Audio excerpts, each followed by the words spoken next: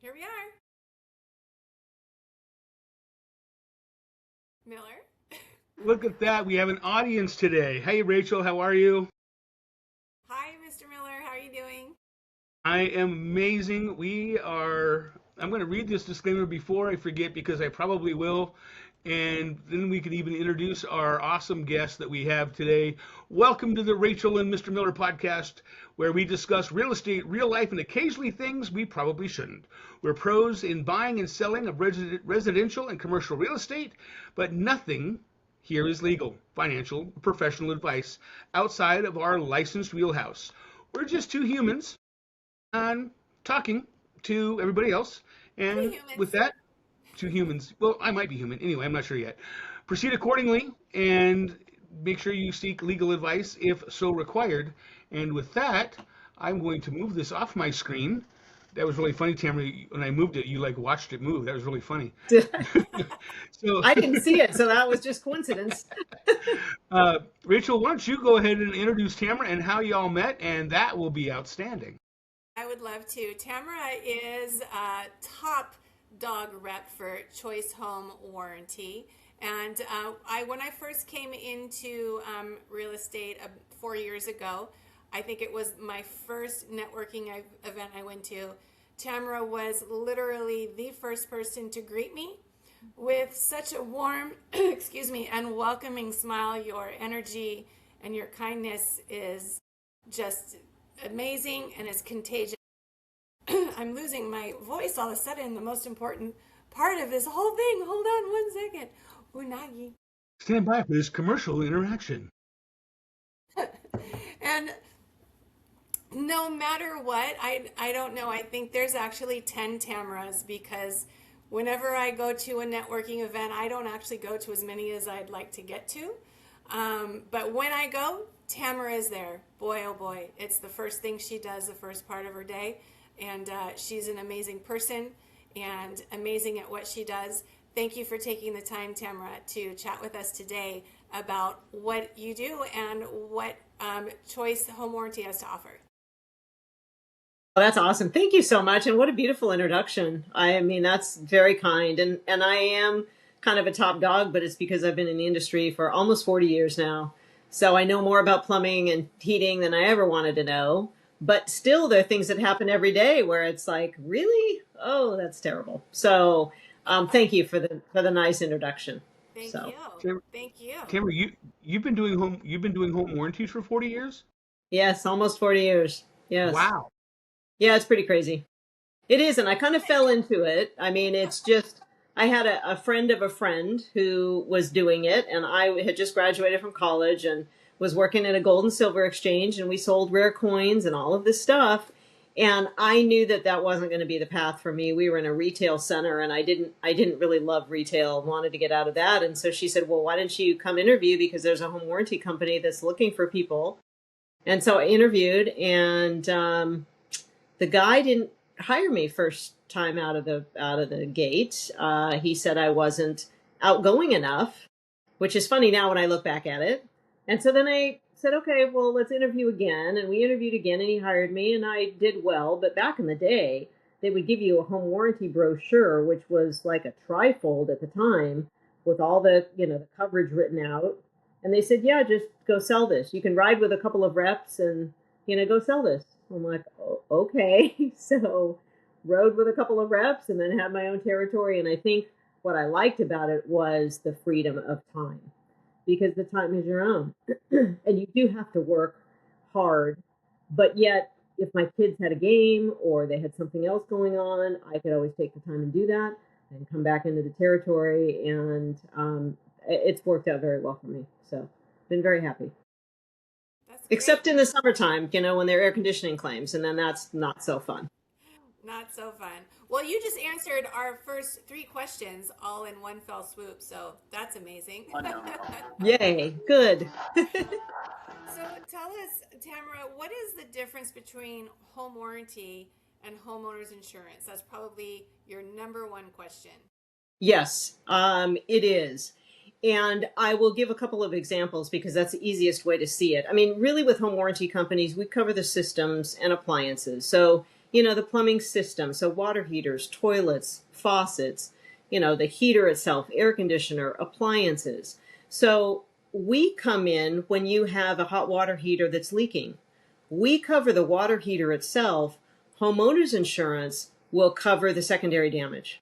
So if that water heater exploded and there's water all over and up into the drywall and a bunch of damage, homeowners insurance comes in those cases. So we don't do anything with secondary damage. We just cover the thing that was leaking. So in this case, it would be the water heater, dishwasher, things like that. We just cover the working systems, not the damage that was caused. Got it. What if when the damage was caused, or you have to go through a wall to repair something, like the leaking pipes in a wall Good that may question. be leaking?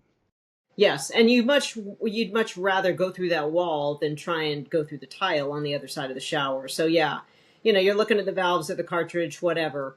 The plumber, if our plumber makes a hole in that drywall to affect the repair, does the repair, then we cover a drywaller going back out and bringing that hole and that drywall back to a rough finish. So we don't sand or paint, and that's true with the industry itself.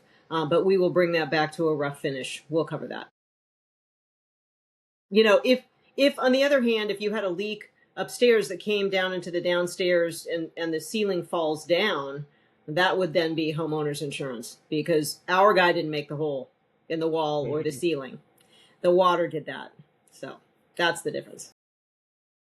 I of the homes I've sold in the last 4 years, I can think of one home that I did not put a home warranty on, and because everybody said no, I don't want it. I'm like, that's silly. In my opinion, that's silly. Is it's home warranty, in my opinion, is a necessity. You may not Yes. use it this year. You may not use it next year. Yes, you're paying for it. However, a case in my point is I live in Ridgecrest and we have swamp coolers. Yes. And when that swamp cooler decides it doesn't want to swamp anymore, it's really expensive. Yes, it is. Uh, Absolutely. and And I mine think happens. really, well, in the first year, to your point, in this market, sellers are paying for home warranties for a buyer. So why would you say you don't want it when you're not paying anything for it? And God forbid if that swamp cooler goes out or you have an old water heater, you just saved yourself $2,500 because at retail, that's what you're paying for a water heater, and you just saved that money. So No, it's absolutely true. You're saving that money. My swamp cooler happens to be 11 feet in the air, so they had to bring out a crane and crane that up there. I was like, oh, great, lucky me. mm-hmm. So it's a brand new swamp cooler though, and where Yes. up here where we don't have very much humidity, works great. Yes. Uh, that I've had with my home warranty, I've had my we had our our hot water heater replaced Mm-hmm. uh, because things go wrong. This is I'm going to say it's more of a I don't know how I'm going to word this. If something is going to go wrong in that house after you bought it, it's going to happen in the first 2 weeks.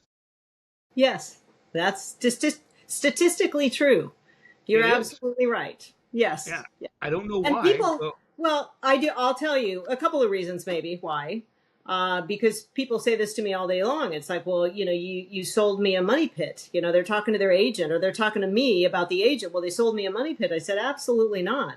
Statistically, this is true. The majority of our claims come in the first couple of weeks to first month after the close of escrow.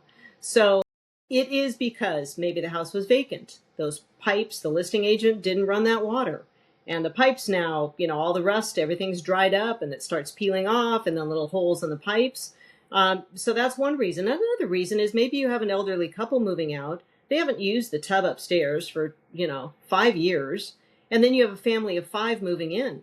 So all of a sudden the water load on that house has increased, tenfold. And so things do happen. So I always tell them, listen, it's not a money pit. And if I happen to talk to them before the escrow closes because I introduced myself, I will tell them that expect to see some claims because the way you use the house is different than the sellers. So Okay. expect some issues. To say something about something that you just said.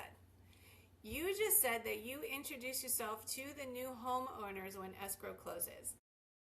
One of the things that prompted us to have you come on today to talk about home warranty is because a couple weeks ago, Scott called me and said, why is it that buyers, and I hear from him 2 to 3 weeks after they move in, griping about a thing or two that maybe had gone a little haywire the house, and they call Scott because Scott has been their point of contact Yes. the whole time during the transaction. The Yes. fact that you step in and you say, "Hi, it's me," you put a face to the name, you put a face to the product. What Yeah. happened, Miller? You froze some kind of really crazy face. Did you kick yourself? What did you I do? hit my elbow on my printer. Really Oh, hurt you bad. big baby. You Oh big my baby. gosh. Anyway, the fact that you put your face to the product and let them know that you are there for them, that takes the agent out of that line of communication, and I think that's amazing. That's something Yes. that you should talk to your home warranty rep about, Scott. Who do you use up there? And by the way, can you use Tamara? It's not necessarily a local thing, is it? It is with home warranty reps. Yeah. Yeah. But you have somebody up there, I'm sure. Yeah. Well, you would be surprised, Tamara, because we're considered Southern California, depending on who you Yes. look at, we Yes. might be in your territory. Well, we have specific zip codes, and my territory Oh, is very small. So, got it. and just to maybe dampen some expectations, I don't necessarily call every single buyer. An agent will reach out to me and say, "Hey, can you introduce yourself?" And I have quite a few agents who do that. So, it takes a little bit of time, but it's worthwhile, and it really gets you guys out of the firing line. Because they can call me directly. You can move on with other stuff, but they can call me directly and we can work through a claim, hopefully without you even knowing about it. So, That's such a yeah. great and simple suggestion, not one that I had thought about. Yes. So I'm glad you brought that up. That's great, Yes. Miller. Yeah, it is. I mean, because it's really intimidating. You buy the house, and if you're a first time buyer, you have no idea what's going on. You have the stack of paperwork, you don't know what's up. Your tub stops up or your sink, which, by the way, is the number one service call or stoppages, and you don't know what to do. And you probably will call your agent, and your agent says, "Well, yeah, call your home warranty company." And then you're like, "Well, I have this big stack of paperwork. I have no idea who it is or what it is." But if they've heard from me, they call me and say, "Listen, can we get this thing going? And how do I do this?" And it just saves a lot of angst. And I think, too, just having to find the phone number and call in or try and do something online. I mean, the younger generation is, they're very techy and they can, establish their account online and do all of that. But, I'm in Camarillo. And so, we've got Leisure Village and I've got Yeah, elderly people who may not even have an email. sure. And so we've got to work through that. And it's very different than the 20 and 30-year-olds who are, all over online and, Right. no problem. So yeah, it just helps. And we put our best foot forward that way too. So And also to mention, sorry, Scott, remember what you're going to say, but I also want to backtrack to to when I think it was Scott that mentioned, or maybe you did, Tamara, how the sellers are paying for this home warranty, typically just for the first year, right? yes, So yes, that's yeah, part of the negotiation. So, listeners should know that you can get that home warranty for the first year. We've spoken that statistically you'll use it within the first month that you're in the home. If you want that warranty past that first year, it's up to that new homeowner to keep up with the payments of that warranty. exactly right. And all home warranty companies offer renewals. And we're hoping that we do enough in that first year where then people see the value and, Sure. and don't think that we're all a bunch of junk. Uh, and the home warranty companies are normally on people about 9 months or 10 months into the contract saying, "Hey, do you want to renew?" Usually the renewal prices are a little bit higher. We come in pretty competitively priced that first year, and really we don't make much money that first year, if any. So we want those follow-up years. And so the renewal prices do go up. I have a renewals guy who I use who keeps things really low and keeps the service fee low, which is great. So I have a little flexibility there. But yeah. So if something happens in those first 4 weeks as a new homeowner, that's the chance for Choice Home Warranty to shine, so that Absolutely. you have that you've established worth. Absolutely. Absolutely. And I think that the thing that sometimes is a problem is if we've got a big ticket item that fails 2 days after the close of escrow. And then the company is saying, well, gee, was this really working at the close of escrow? And we may ask, or the home warranty companies may ask for a home inspection. And the home inspector said, hey, this thing is really old, but it's functioning. The typical thing is the air conditioning system. I mean, those HVAC systems, 30 and 40 years old, were made so much better back then than the junk they make today that you could have a system that's that old. And yes, the home inspector said, hey, this thing is in good shape, it's functioning, you're good to go. And yet 2 days later, it's 110 degrees outside, and all of a sudden the thing says, yeah, you know what, I'm done. So, but we look at that home inspection, and if the inspector cleared it, yeah, we've got to cover it. But really a good foot forward in getting a brand new air conditioning system, a couple days after the close. Yes. Do you guys offer a pre-sale warranty? Yes. Seller's coverage. So we will put a warranty on the day that your listing goes live on the MLS. We can put a warranty on. It works pretty close to how the buyer's warranty works. If you have something that comes up, on an inspection report, something a seller would have no knowledge of, say the temperature differential coming out of the ductwork is a couple of degrees off. Well, the seller wouldn't know that because you're heating the house or you're cooling the house. But that's something that would need to be looked at. Something like that, if you get a leak underneath the sink, I've had at least a couple of water heaters that have blown a couple of days before the close of escrow. So we put this on. We don't collect any money up front because nobody knows how long it's going to be listed or, in escrow. But it accrues every day. It's in the industry, it's between $1 and $2 per day, depending on what coverage you get. And then at the close of escrow, it gets paid for. What we as warranty companies want would be if the buyers are asking for a home warranty, you should stick with the same company as who had your seller's coverage, because it's smarter for the buyer to do that. Because if we're not just putting a warranty on the day that escrow closes, we're going to have 45, 60, even 90 days of coverage before the buyer actually takes possession of that house or the escrow closes. So it's allowed that policy to season up. And so when you do place that claim 2 weeks after the close of escrow, we've already had, 2 months of coverage on the property. So it's a lot harder for any home warranty company to deny something as a pre-existing condition. So seller's coverage is great. It can help the sellers for sure. How often does that happen, seller's coverage? Um, Kind of Is that it more depends on the like market. Yeah.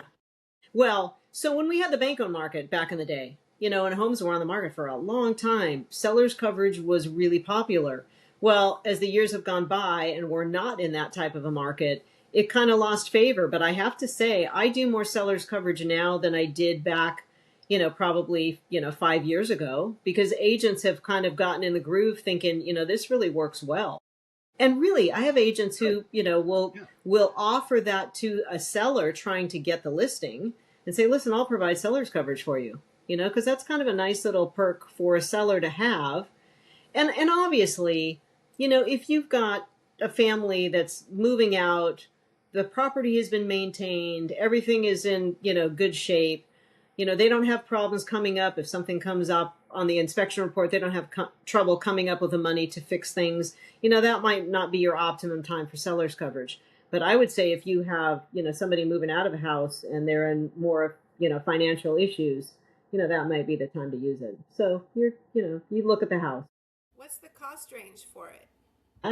Well, If an agent were to offer it as part of their so the ultimate plan, which covers a lot of stuff, heating and air, appliances, plumbing, heat, electrical, garage door opener, ceiling fans, all of that. The ultimate plan is $1.81 a day. So if you do the higher math, it's $54.30 a month. And again, paid at the close of escrow.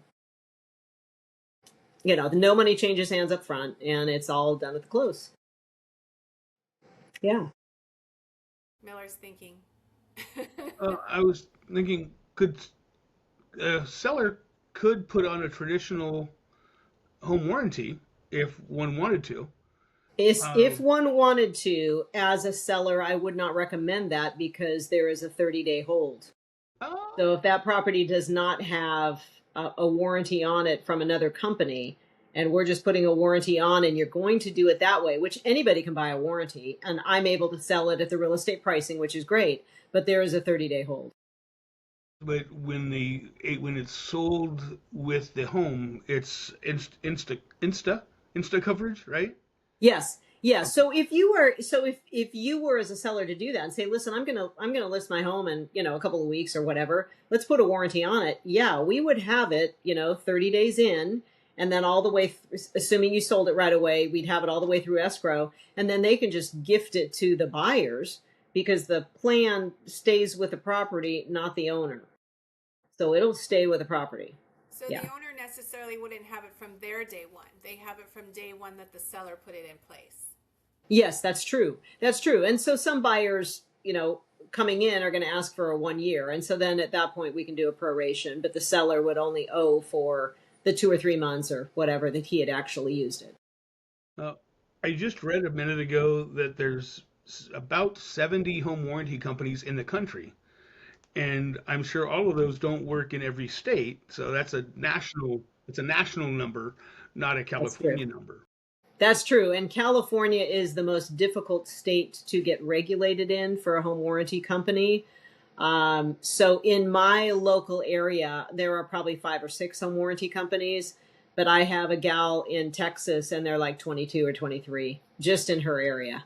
Wow. So crazy. It's crazy. But California, you gotta have your reserves and you gotta be, able to pay those claims to be in California. So it's a little more difficult for companies to get in.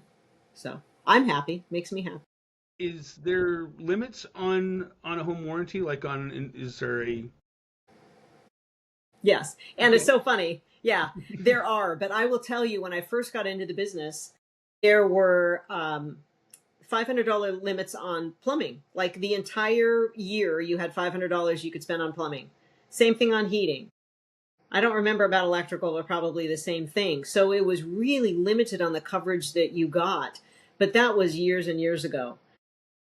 Now there are specific limits in the industry, usually like a slab leak, $1,500 on a slab leak, $5,000 on appliances. Um, let's see, what else would be another limit?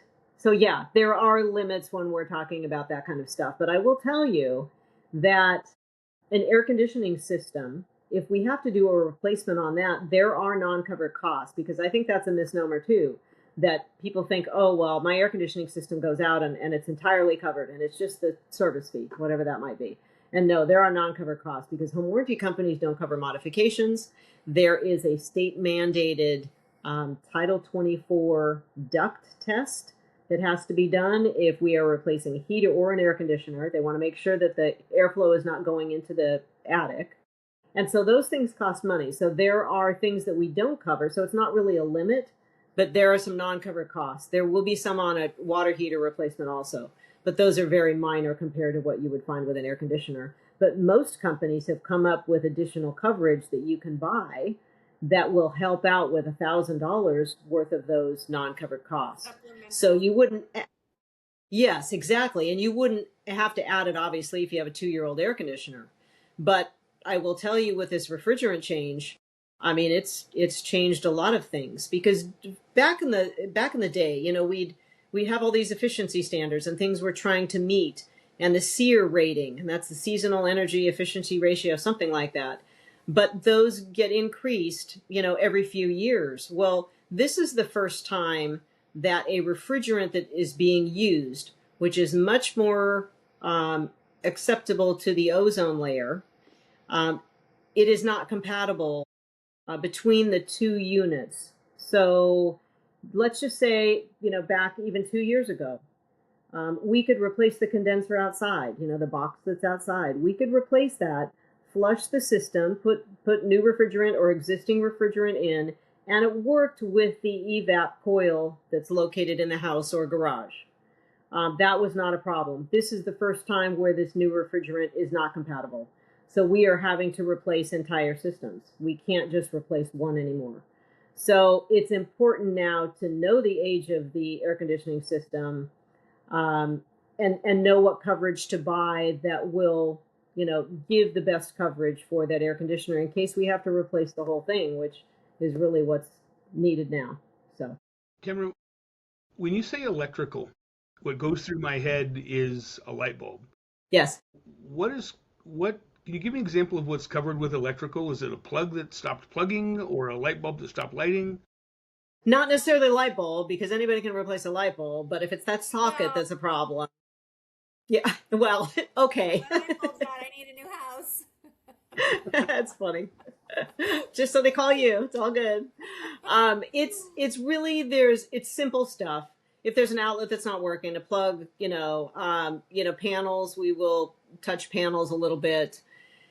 We don't cover as an industry overloading a panel. And a lot of times that's what happens. Is people come in and then they start plugging in way more than the couple moving out, and it's family of 5. Now all their devices, everything is getting plugged in. So we don't cover overloading the panel. It's just when there is a problem. We also don't really go in the walls and fish out the wires like a regular electrician would do. It's really the simple stuff. Okay. Yeah. Tamara, What would be? Go ahead, we've Rich. got about 2-3 minutes left. Wow. So That went fast. I know. So I wanted to see if if you could really quick explain the claims process, what it looks like from beginning to end, if that's something you can do quickly. Sure. Absolutely. So you can either call on the phone. You can get online and place a claim online. You can call me. Basically, what happens is we have an Uber-like dispatch. So it's a little bit different than the industry, where we will text that claim out to multiple plumbers, multiple heating guys, air conditioning guys. The first one to grab it, and really what we want is you're not going to be grabbing that claim unless you can get out immediately. Immediately meaning, within a day or 2 or 3 tops. But you grab that claim, we will send an email to the homeowner with that date and time. So it eliminates some of this back and forth, doing it this way. The contractor is actually making the appointment. So at that point, the homeowner says, oh, that's great. I'll be here. Or they say, I won't be here. I have a doctor's appointment. So the phone number is right on the email. They call the tech. They reschedule the appointment at a different time, which makes sense for both of them. The contractor goes out on that appointed day. He collects that $75 service fee. Service fee for us is $75, and he effects the repair. Whether it's plumbing, clears the stoppage, fix the leak, whatever it is. If he's got to get authorization, they are able to actually text into our auto, so they should be able to get authorization right away. It's rather new in the industry. Usually it's like a call or an email. But then, they'll fix it. Or if it's an appliance part, then that gets ordered. Then they come back and the tech, calls them and says, I'm going to be out, Tuesday at 5. And then they fix it that way. So yes, they either get it done that initial visit or they may have to come back, but they don't owe an additional service fee when he comes back again. It's all part of the same claim. So ideally, that's what should happen. Most of the time, that's what happens. If it doesn't happen that way, that's when I get a call. And then we try and figure out how to fix it. Yes. Good. Wow, you really wrapped that up quick. Scott's Good. going to wrap this up with our rapid fire round of quick questions. Fun. You're like, You ready to let you have great. them, or you want me to do it? You go, then I'll go. Go. Okay, Tamara, the appliance you personally fear breaking the most. Refrigerator. The The refrigerator. Just because the dishwasher, you can use paper plates. I mean, microwave, I get that. But refrigerator, then you gotta have an ice chest. You gotta do all that if you want to save your food. If you don't have something in the garage, refrigerator is terrible to lose. Good. Yes. What's the fastest repair you've seen done? Oh my gosh. Same day. And I think it was a plumbing issue. I mean, it was relatively simple, but they went out and, it's usually I get the calls when, people aren't happy or there's something that there's a pain point. But boy, every once in a while I get those calls where it's like, oh my gosh, the guy was so great and you got it fixed and everything is well. And I love those calls. Yes. Tamara, if you could tell every agent listening right now or in the future, by the way, this is episode 3. Episode 3, season 2, January 15th. We keep forgetting to do that. Tamara, what would be your one sentence, 2 sentence piece of advice to tell an agent about a home warranty, other than order it? You know what? That they are necessary. And, especially if things are aging in the home, and that's a buffer between you and the buyer or you and the seller or between the buyer and seller, that it's a nice piece to add to a transaction where, you can say, listen, call your home warranty company. That's why we bought you a home warranty. I would say, and the buffer between a buyer and the agent saying, listen, call your home warranty company and she'll help you. And we'll get this done. And then you guys aren't dragged into, well, how come you didn't tell me this dishwasher didn't work? Well, you didn't know. The home inspector, it was working then. So it's the buffer between, all the parties, and it usually works, fairly well. Last question. Your go-to stress relief activity is? Oh my gosh. I like to read. I like music. And I just discovered Pilates, and I'm really loving my Pilates. You know, teach Pilates for over 20 years. No, I didn't know that. We'll talk about that later. But yes. Yes. That's awesome. Yeah, I love it. I love it because you have your own little place and you can just focus on yourself, and you got to listen to the directions. If you don't, you're like out in left field and you don't have to think about anything else. So 5 days a week. But Rachel, I'm not there Rachel yet. Won't do goat yoga. I won't do goat yoga. I In love Death to Valley. hear that your go-to is one of them is Pilates. That's amazing. Music. Yes, love it. Miller, what do you do for your stress relief? I fly drones. You do fly drones. I do. You do. I fly drones. You do that. And Mine is Pilates and also dance class. I go to dance class Saturdays, Sundays on the weekends. I've been a dancer all my life. So, yeah, there we have it. Good That's to awesome. learn a few things about you. We're going to say goodbye to our recording, but let's stay on. Don't go anywhere, Tamara. And actually, before we go very far, Tamara, how can agents reach you? Oh, you know what? Cell phone is probably the best. 805-660-2432. I'm available all the time. And Tamara, if someone wants to go read more about your home warranty, what's the best website that they could go to for you?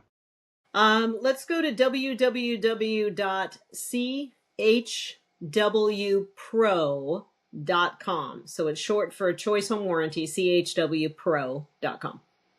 Awesome. Rachel, same question to you. Email is rachel@gratishomes.com. My website is rachelmoreno.gratishomes.com. You can call me at 805-813-0664. And I can be reached with smoke signals and goats. No, I can be reached at homeswithscottkmiller.com, or you can call me at 760-264-3501. This was episode 3, season 2, season 3. January 15th. January 15th, 2026. And with that, we will bid everybody make it a wonderful day. And if it's not a wonderful day, make it so. With that, you will see us here next week, same bat time, same bat channel. And with that, we're going to have a cheering people. Look at that. I don't hear it. It's us. People are screaming and yelling for us. Yay! Okay. Very well. All right, Miller. Okay, stop screaming and yelling. Okay, there we go. I got them stopped. Very good, guys. Very well. And we will talk very soon. And I'm going to hit stop now.